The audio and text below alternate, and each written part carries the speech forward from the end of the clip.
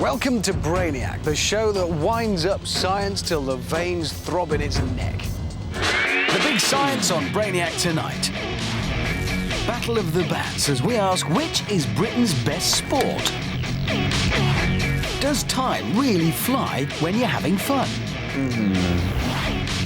Thank God for science as we say cheerio to another caravan. Is it a bird? Is it a plane? No, it's a black box flight recorder. And Brainiac boffin Jon Tickle goes ballistic. Fire! Oh, great! But first, let's crank up the voltage. Take one very large deserted warehouse. Introduce some low-amp, 9-volt electrical equipment, one Brainiac, and you have yourself an experiment. The current that these electrode pads will carry produces electrical impulses that will stimulate specific muscle groups.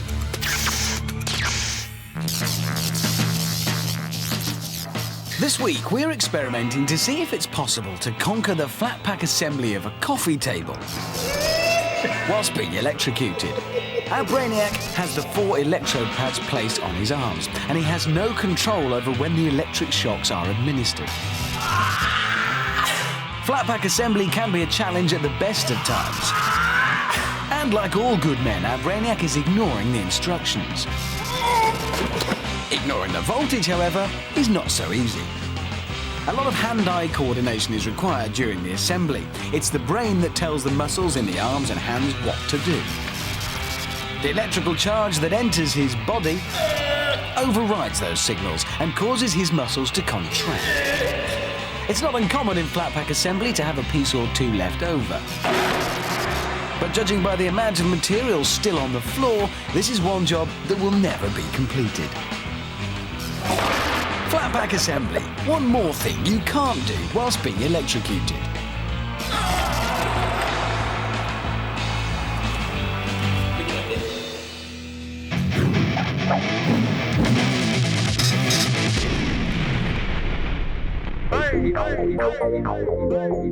Here's one for you. Why is there a light in the fridge, but not in the freezer?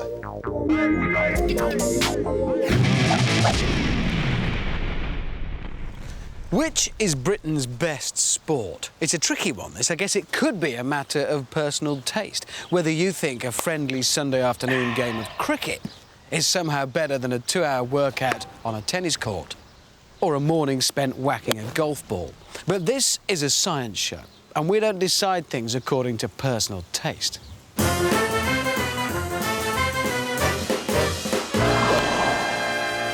at Brainiac have decided that the only way to determine which is Britain's best sport is to find out which one has the best bat.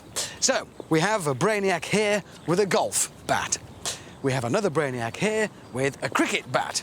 And we have a third Brainiac here with a tennis bat. Now, they each have 3 balls. They've got a golf ball, a tennis ball, and a cricket ball. And they're going to belt all 3 as far as they can. Then the one with the furthest combined distance is the best bat, and therefore, officially, Britain's best sport. OK, then, Brainiacs, I think tennis balls first. OK, you ready? Go. These hard-hatted Brainiacs have to mark where the ball lands, and that's where the next hit is made from. Well, that looked surprisingly close, but I reckon tennis was ahead. OK, move on. You now take your next shot from where your first shot landed, OK? See how far they get. So, guess what? A tennis racket, the best bat with which to hit a tennis ball. Onward and up. OK, if you each find your mark, and then Brainiacs, if you move off and get ready for the next shot, really as fast as you can. Disappear. Try not to get hit. Like I care at all. If you prepare for your shots, golf balls this time, all right? I can't believe how close they were after the first shot. That's amazing. Right, everybody's ready to take your shot. In your own time, go. Golf balls travel the fastest of these 3 at 170 miles an hour in the hands of a professional. And after that belt, tennis is last, and the golfer is now well in the lead. But is it enough? Now, the cricket ball. Right, well, bit of a gap opening up there, so let's move up and take your final shot. Bit of a specialised thing, the cricket ball, just the weight and the size of the thing. I'm worried it might just go through the tennis bat, but we'll find out on the last one. So, here we go. The final hit, the decider. Gentlemen, the prestige of being Britain's best sport rests on your performance now. The golfer is 15 yards up on the field. The club's titanium head should send this ball flying. The tennis man is seemingly out of it. With strings made of synthetic nylon gut, a dislocated shoulder seems the most likely outcome. The cricketer, willow on leather. He's on home ground now. Your own time, go. 3 wild swings. The cricket ball, the heaviest of them all at 160 grams. And it's the cricketer's hit which goes the furthest, by 25 yards. And that's it. Cricket is the winner. Question answered, no more argument. Cricket has the best bat, and therefore cricket is now Britain's best sport. Well done.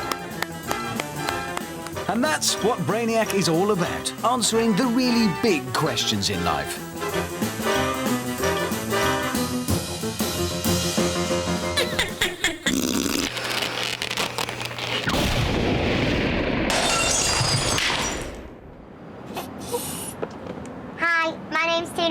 And you're watching Brainiac.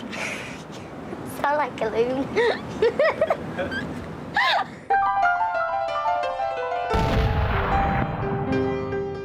Welcome back to a remarkable frame of snooker.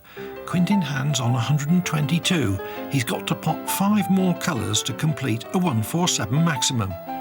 Of course, Brainiac snooker combines our loathing of caravans with our love of explosions. This was Quintin on the yellow earlier. Each pocket of the table has a fuse which is lit as the ball drops down. Each fuse is attached to a caravan filled with a different explosive substance. This caravan was filled with propane and produced an explosion with a nice rich flame. So this is the green for the top right pocket. The caravan, also top right, is filled with butane.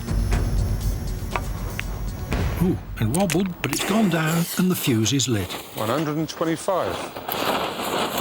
Our Brainiac is once again up on his feet quickly. And there it goes. It's a rapid explosion and you can see the force of the blast throwing the air vent high into the sky. Butane, or C4H10, is pretty similar to propane. It's not hugely explosive, but does provide a spectacular fireball. Next, it's a mixture of acetylene and oxygen. 4 balls and 4 bangs remain.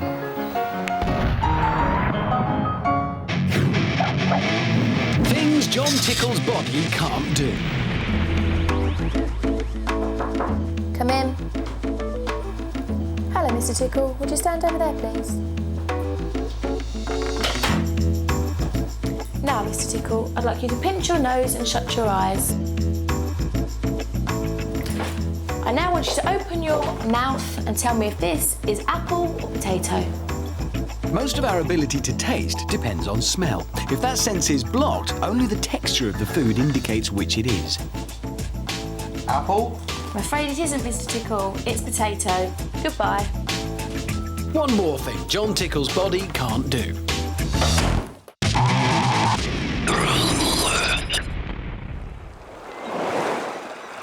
You know what they say, time flies when you're having fun.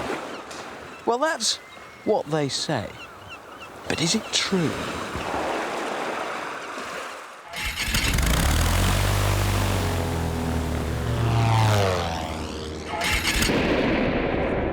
We've brought 2 volunteers into the Brainiac lab. How you doing, all right?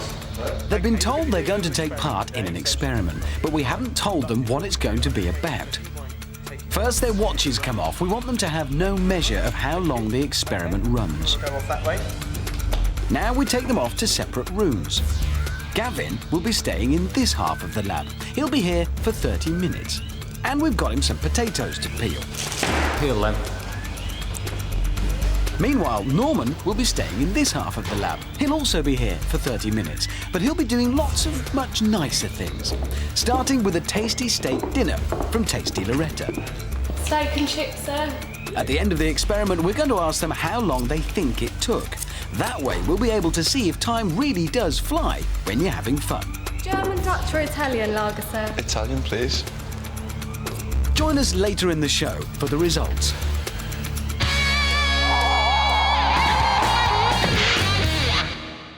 In 1983, Twisted Sister sang You Can't Stop Rock and Roll. But we here at Brainiac reckon you can. Hammer throwers are normally big, burly, eat-a-horse for breakfast type men, but we've had to settle for this. Now, physics tells us that the longer the rope, the further the tape deck has to travel in a single revolution, which therefore means a greater potential for speed. Our Brainiac will never win a gold medal for a performance like that, but it has done the job. Can't stop rock and roll? You can with a hammer throw. This object has been magnified 50 times. It can be eaten sweet or savoury and is often consumed well after last orders. What do you think it is? We'll tell you in a few moments.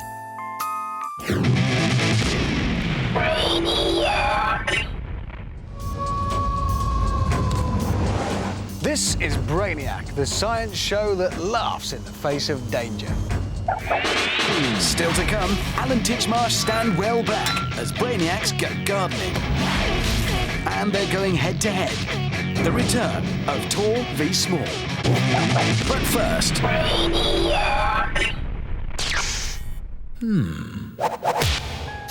Earlier, we showed you this. It's been magnified 50 times. It can be eaten as a dessert, but most often you'll find it alongside your favourite curry. Yes, it's rice. 101 uses for a wee! Feeling thirsty? Try the good old-fashioned taste of a glass of wee! Yes, that's right. There's no more natural product on the market. It's packed full of vitamins and minerals. Your body gets rid of excess amounts in your urine. So why not keep some in the fridge for when you're running light? If it was good enough for Gandhi and Jim Morrison, it's got to be good enough for you. Cheers. Drink a pint of wee a day. You know it makes sense.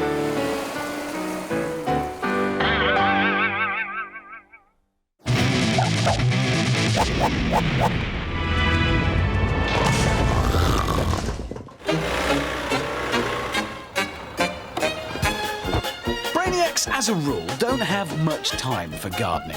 All that hoeing and sowing and weeding seems a bit like too much hard work.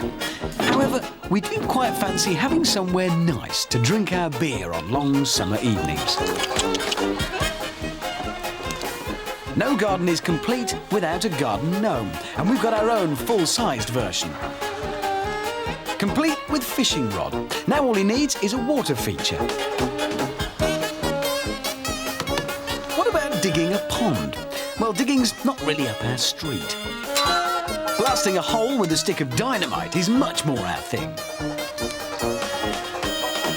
Stand well back, of course. Safety at all times is our motto. Now that's what I call ground force. A bin bag will do nicely as a liner, but before we fill it, our garden still needs a bit more of the designer look. Flowers would be good. The trouble with flowers, though, are the grotty old weeds you get round them. Pulling out thistles and nettles is a bit of a bore. Our solution? Setting in a few little bombs, one under each weed, big enough to blast them out, small enough to leave the flowers in place. Weeding with some welly. Those garden makeover programs could do the job in half the time. Now we can fill our pond. Some water and something for our fishermen to catch. Cheers, a perfect drinking garden. The Lazy Man's Guide to Gardening.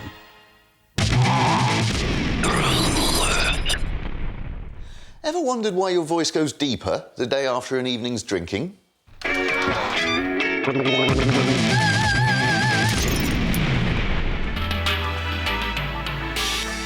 This is me enjoying a few pints. And this is me the next morning with my rotten hangover, but a very sexy baritone voice. Before the drink, I'm a soprano. After the drink, a definite baritone.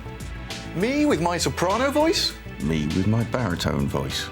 The reason for this is that when you wake up after having had a few beers, your vocal cords are relaxed, Like a violin string, the longer and more relaxed they are, the lower the note that is produced. Before the booze and a good night's sleep, my vocal cords are tense, and so my voice is high. The next morning, they're relaxed, and my voice is deep and sexy.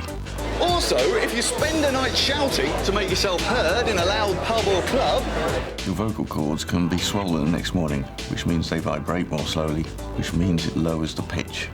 and then after a few hours, the vocal cords have sprung back into shape. And hey presto, the normal voice is back again. Until I get tanked up again. Cheers.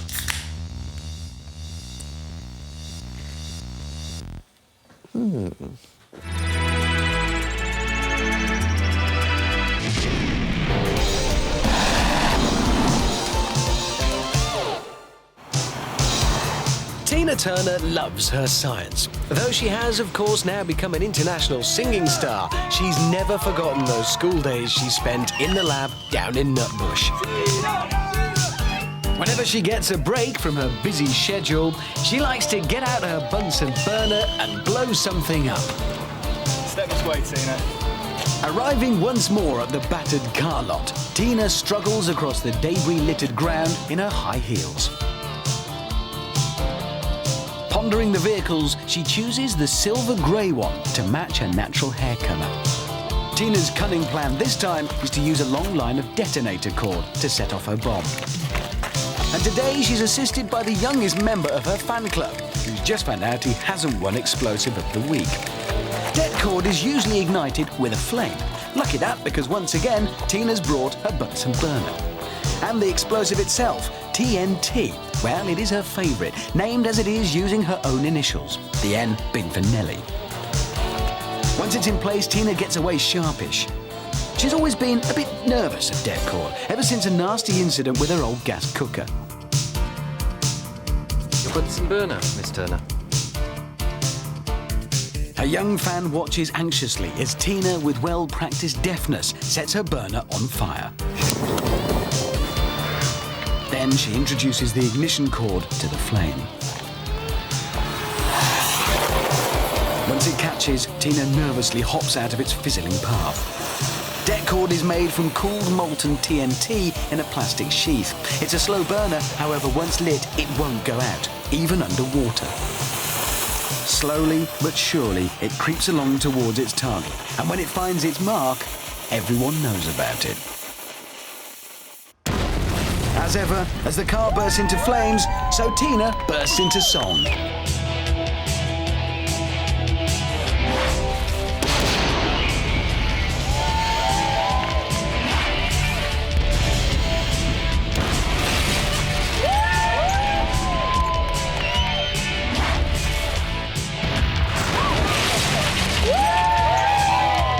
Tina Turner, simply the best at science.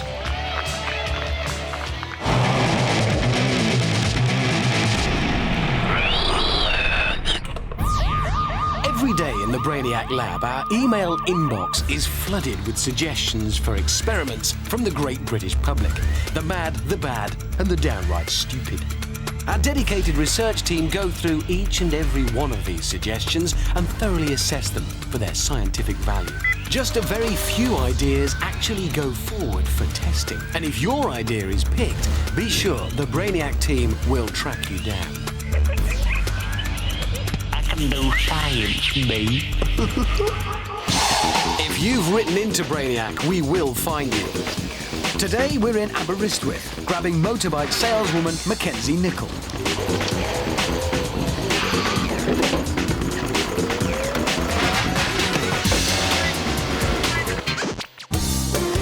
If you're lucky enough to be selected, then you too could be picked up in style by the Brainiac team and chauffeur-driven to our top-secret, state-of-the-art research laboratory. For all of you wannabe scientists out there, it's your chance to get really scientific. It's I Can Do Science, Me, with Charlotte Hudson. Today it's Mackenzie Nichol. Dear Brainiac, I want to know, what is the longest straw you can drink with? Well, Mackenzie, you've come to the right place to find out. So, let's get on with it then. One straw measures 29 centimetres. Mackenzie Nichol gets cherryade for this experiment. There was some left over from the Brainiac Christmas party. Sorry, but all the vodka got drunk. This experiment truly sucks. So Mackenzie Nickel can suck up cherryade using a straw measuring 29 centimetres. More straws. 29 centimetres. Big deal, let's face it. Kids are doing that at parties every day of the week. For some reason, you can't buy really long straws. So Mackenzie's going to have to create a custom-made sucker. This experiment's all down to lung power and the strength of the vacuum she can hold in her mouth. The average person has a lung capacity of 6 litres. The vital capacity, the amount you can inhale after a full breath out, a bit less. But how much less in terms of cherryade? Experiments. You name them, we'll provide the kit. No expense spared. Fizzy drink, straws, whatever. 5 straws, 145 centimetres. Can she do it? Yep, she gets it all up. Quite easily, in fact. More straws, more cherryade. We're over 2 metres now. Time to raise the stakes. A ladder. Now she's getting ambitious. Either the straw's too long or she's too short. Of course, if you put your tongue on the end of the straw between sucks, you can inhale any amount of liquid, but we're only interested in what she can do with one long suck. Well, to be honest, not that interested, but we are trying to show the limit. 9 straws, she's done it, but that was a lot harder. Now she's going for 10. That would be 2 metres 90. Will it be the last straw? A deep breath and a lung full of suck. There's a lot of air in the system now. Too much to keep the liquid travelling. It's not going to happen. 9 straws, the limit then. Her name is Mackenzie Nickel. She wanted to know what is the longest straw you can drink with. The answer, 261 centimetres. I can do science, me.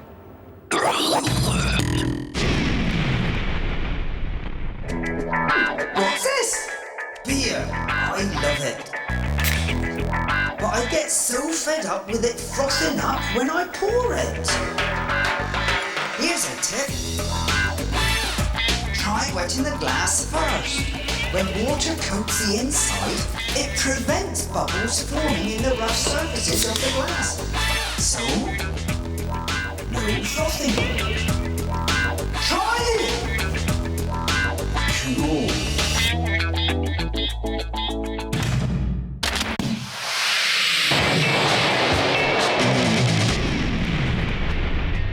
This is a trebuchet, and in the Middle Ages, this was as good as back garden ballistics used to get.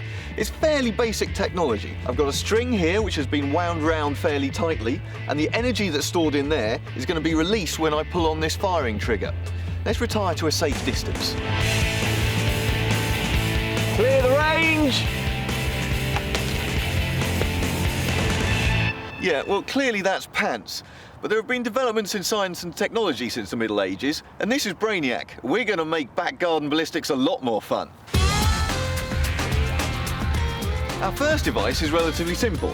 It's made from 3 well-known crisp tubes. We're using lighter fluid as the propellant, tennis balls as projectiles, and a range of household fruit and veg. Only about a capful of lighter fluid is needed, otherwise the thing won't go off. So simply pour that down the barrel. Now here's the serious stuff. Please don't try this at home. We're under supervised conditions here and we've got professionals helping us. If you want to try this, wait until you get a job on Brainiac. Right, stick in that tennis ball. And just to be careful, we're going to be firing the gun electrically from a safe distance. Ready to rock and roll? Thank you. Range is clear. Firing in. 3, 2, 1. Fire! Oh, good Lord. Attempt number 1, no good. What we need to do is experiment with the amount of propellant we're using. For this attempt, we're going to put a lot less lighter fluid in. The fluid itself doesn't combust, it's the vapour. We've got to get the right mixture of vapour and air, otherwise the thing just won't go off. Firing in! 3, 2, 1! Fire! Wow! Oh my lord, that's brilliant. Nice one, fellas. Oh, I can't wait for the fruit and veg. The tennis ball achieves a distance of 52.37 metres, and because we know our launch angle is 45 degrees, using basic physics, we can work out the peak height, which was 13 metres. And now that we have established the right amount of propellant to use, we need to find the best projectile. First up, the orange. Range is clear! 3, 2, 1, fire! Oh, great! Excellent effort. Not a bad effort by the orange, but it did lack a little juice, reaching a distance of only 50.56 and a peak height of 12.6 metres. So far in our experiment, the fruit has fared fairly well. But is the aerodynamically challenged potato up to the task? Possibly not. Firing in 3, 2, 1! Didn't see it. Where'd it go? We couldn't see where it went. Our cameramen couldn't see where it went. And that's because on closer inspection, we discovered that it never went anywhere. The air just rushes past it rather than forcing it out. So our potato registers some big fat zeros. Not what you would call the most crisp performance. For our final attempt, it's more fruit. This time, it's the Granny Smith. Range is clear! Firing in 3, 2, 1, fire! Excellent. This is what science is all about. Trial and error until you find the right result. In this case, the perfect partner for our mini mortar is the Granny Smith. Humble by name, but not by nature, as it clocks up a massive distance of 57.4 metres, and at the top of its trajectory, it was 14.34 metres high. Later in the series, we'll revisit the back garden ballistics range to see if bigger really is better. 3, 2, 1, go! Oh!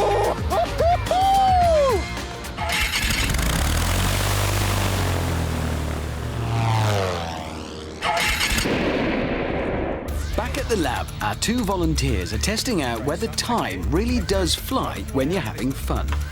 They don't know what the experiment is about, but they do know one of them is having a nice time. Bacon chips, sir. Thank you. While the other is having rather less fun. At the end, we're going to ask how long they think the experiment lasted. On this side of the room, Gavin has finished peeling his bag of potatoes. So here's a few more for him. Here, lad.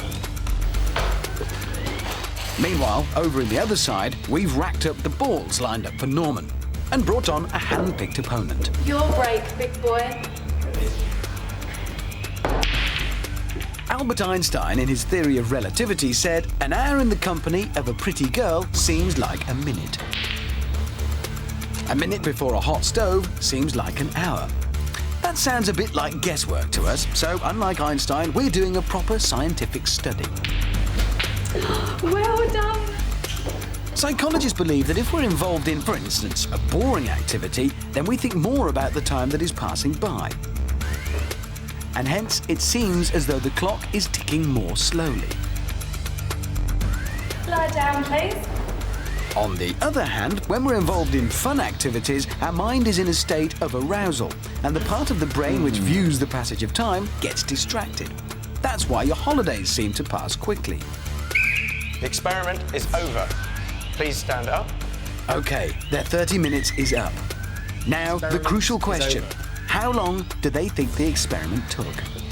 If time really does fly when you're having fun, then Norman, who had a great time, should estimate the whole thing took less than half an hour. Around 20 minutes. You're free to go. Thank you. Gavin, who had less fun, should guess it took more. 40 minutes. Thanks. So there you are. Conclusive proof. Time really does fly when you're having fun. By 33%. The appliance of science. Today, it's impulse. And it's a day out in the park for Dad and his lad. Dad knows that impulse is the force acting on an object multiplied by the time it acts. 1, 2, 3. The same impulse can be achieved by applying a large force for a short time.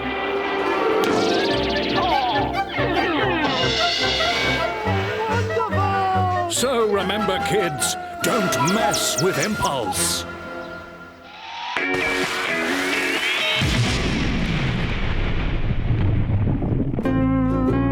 Which fruit floats? Featuring Professor Myang Lee and her big basket of fruit. Today she's got a plump, firm avocado. So what's your guess? Will it sink or will it float? We'll give you a few minutes to argue about it and give you the answer in a few moments.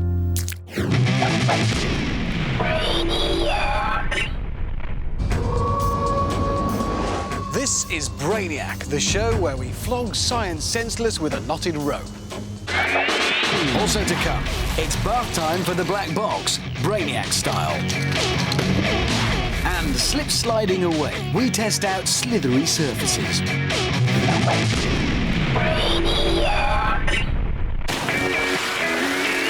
But first, Professor Myang Lee posed the question, does her plump and firm avocado sink or float?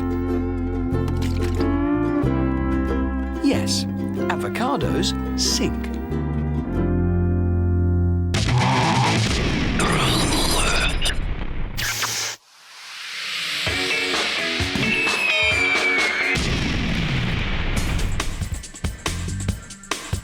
Here on Brainiac, we've got our hands on something a bit special. Flown in from the USA just for us.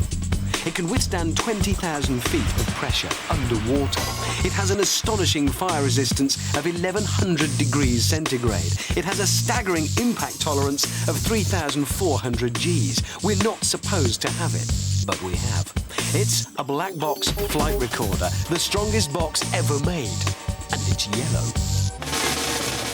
In an attempt to see just how tough a black box really is, we've already attacked it with heavy artillery from the days of old. That was a walk in the park for our so-called indestructible object, so we decided to turn up the heat to high, over 1,000 degrees Celsius in fact. This is a napalm explosion, and amazingly our black box was still in one piece. The next approach was a little more refined, as the landed gentry had the odd pot shot or two at it. But again, our black box was unharmed. And so this time we thought we'd have a go ourselves. Using special Brainiac sauces, we've managed to get our hands on a recipe for disaster. It's a concoction of volatile acids that for legal reasons we won't name. They are, however, like our Brainiacs, highly unstable.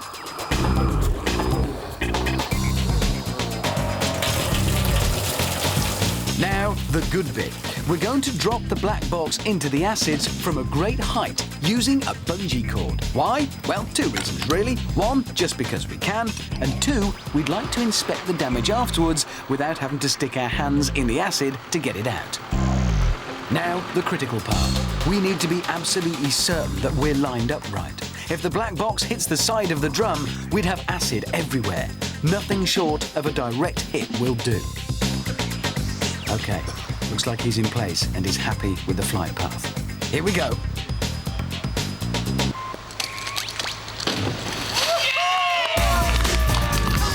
The plan working to perfection so far as we score a direct dunk into the acid bath. Time now to see what damage has been done. And amazingly, all that appears to have happened is that some of the dirt has been loosened and it looks a little cleaner. Another story of survival for our black box. Next time, we sink the boot in with one big foot.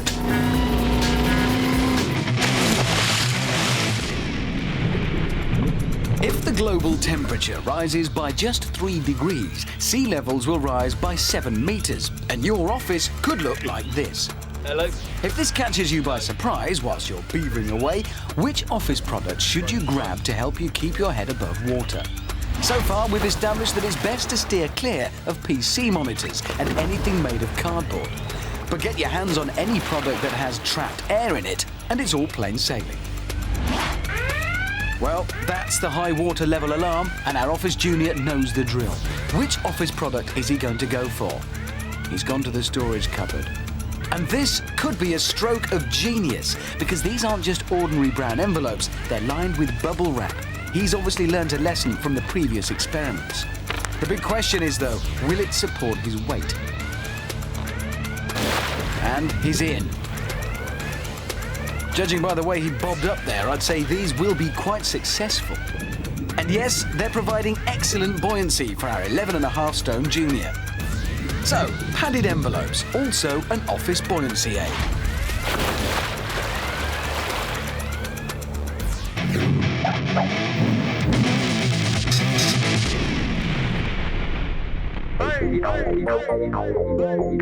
Here's one for you. Why can't women put their mascara on with their mouths closed?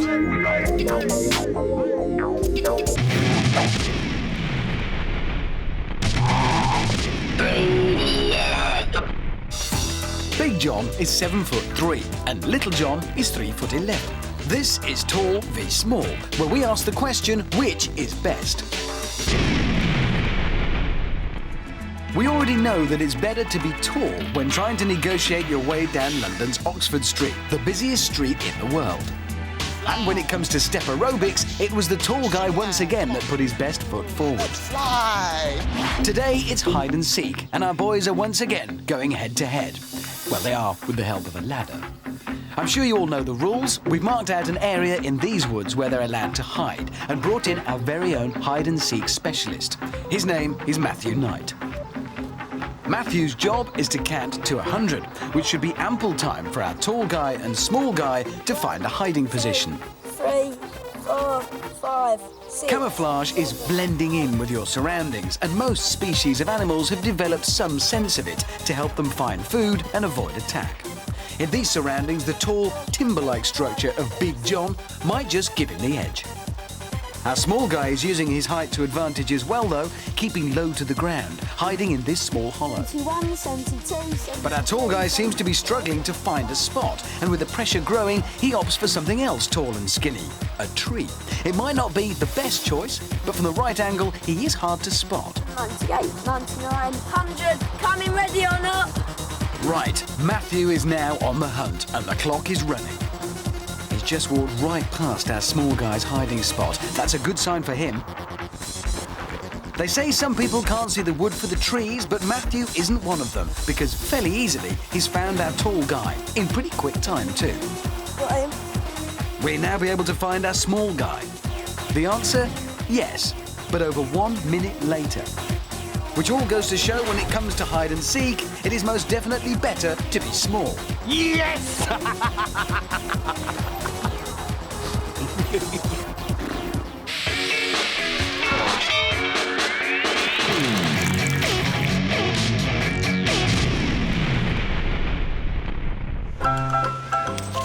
Pub science, the Brainiac alternative to Alco Pops. I bet you that fiver I can make water magnetic. No, serious. I've got the bits here already. I've already brought them with me. I prepared a bit earlier. All you need is a bottle and a pin to make a little hole down the bottom. Just poke a little hole like that. And then a balloon. So you need a bit of electrostatics here. And there's our stream of water going in here. And watch, I can move it. It's not really magnetic, it's electrostatic attraction. Can you see? Oh, sorry, mate. Oh. Sorry, mate. What's going on here? Sorry. Mr. Science Boy, I've told you!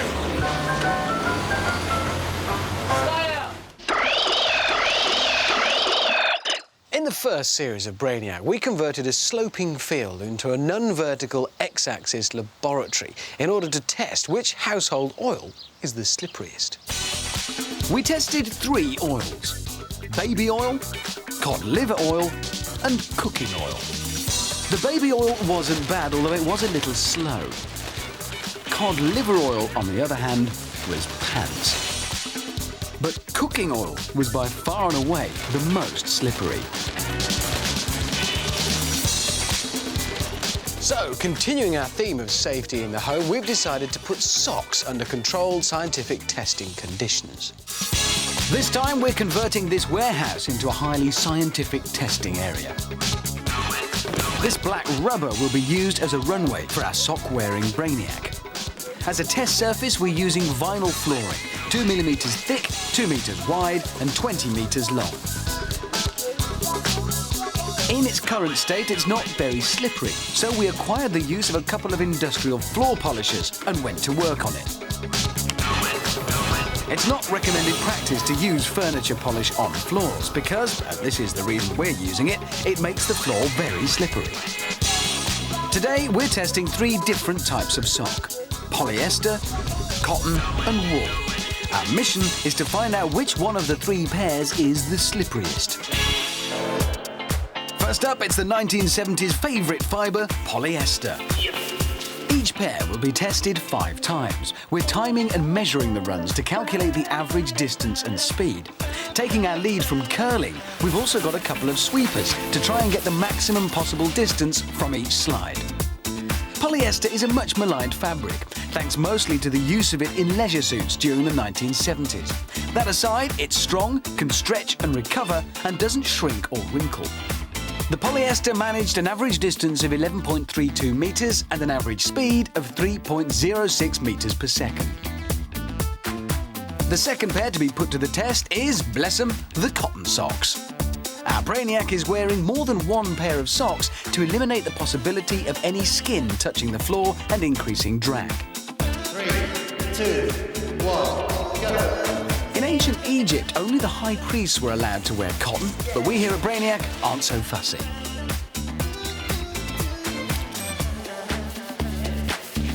After 5 runs, the results for our cotton socks show they are more slippery than polyester, with an average distance of 11.85 metres and an average speed of 3.10 metres per second. Our third and final pair are the woolen ones. It's a thicker fibre well known for its ability to keep you warm. It can in fact absorb up to 30% of its weight in water without feeling damp. In this case, it's lots of Brainiac foot sweat being soaked up. And after 5 test runs, the results are pretty conclusive. With an average distance of 13.32 metres and an average speed of 3.21 metres per second, we here at Brainiac can answer yet another highly scientific question. By far the slipperiest are woolen.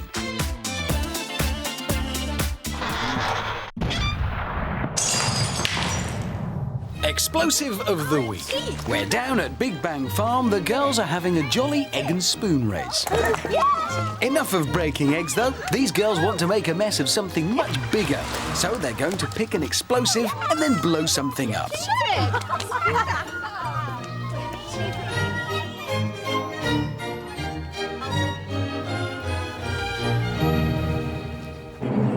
Today, they've decided to pick a brand new explosive, emulsion, a banger which explodes with a high degree of scatter. And today, they've opted to blow up all their seaside toys. 3 of their closest friends will be watching the bang go off and then give marks out of 10.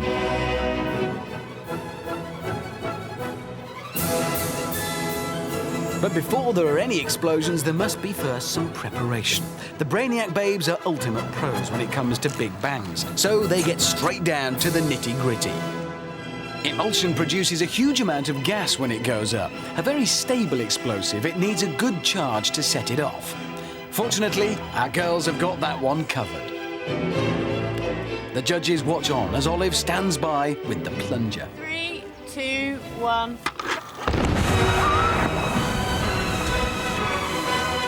Well, that made a good mess, but what did the judges reckon? Yep, Beryl was keen. She gives it a very commendable 8. Mavis, not such a fan of airborne sambo, just a 5 from her. And Hilda agrees, a mealy-mouthed 6. Well, that's what the judges think, and the rest of the girls seem happy too. So it's off back down to the Big Bang Farm.